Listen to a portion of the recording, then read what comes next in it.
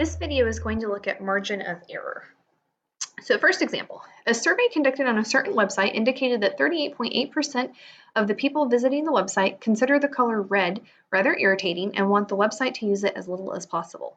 The survey had a margin of error of 4.1% with a 95% confidence level.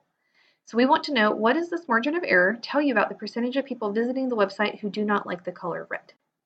Well, the margin of error tells you the percentage that's plus or minus your sample proportion for people. So if our sample proportion was 38.8%, we need to see what is 38.8% minus the 4.1%, and then 38.8% plus 4.1%. So what this margin of error tells us is that we can be 95% confident that somewhere between 34.7%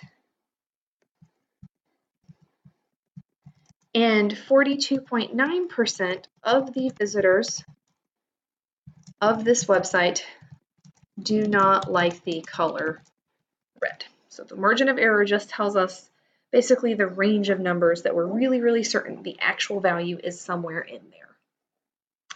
Since we're 95% sure we're between 34.7 and 42.9%, we could be confident that the minority of people don't like red. The majority is more than 50%, and the minority is less than 50%.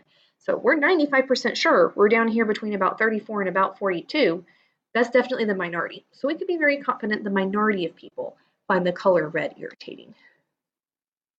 Let's look at an example where we actually find it. So I've got the formula in your book up here. It doesn't look as pretty in Excel. If you need it on the final exam, we will print it on the final exam. You do not need to memorize it. So it says, a survey was conducted to determine if people believe in the afterlife. After surveying 490 people between the ages of 23 and 28, it was found that 23% of them do believe in afterlife. We want to calculate the margin of error for this survey. So we're told that we sampled 490 people. That's our sample size. We label sample size with the letter N. So N, you can think of it as the number of people we sampled. Then of those 490 people, we're told that 23% of them believe in afterlife. We're going to call that number our p-hat. P-hat is just the proportion of people that respond positively in a sample. And I'm going to represent that in the decimal form by 0.23. And I think that's all the numbers we need. So if we want to find our margin of error, it's going to be equals, and using our formula, it's 2 times the square root, and in Excel we get square root by doing SQRT and then open parenthesis, and then p-hat, which is 0.23, times, and then in parentheses 1 minus p-hat, close parentheses, divided by n, close parentheses. So you can pretty much type this formula in exactly as it comes, just being careful with parentheses and using SQRT to find the square root to calculate our margin of error. So our margin of error in this case is 0.038, which would be 3.8%.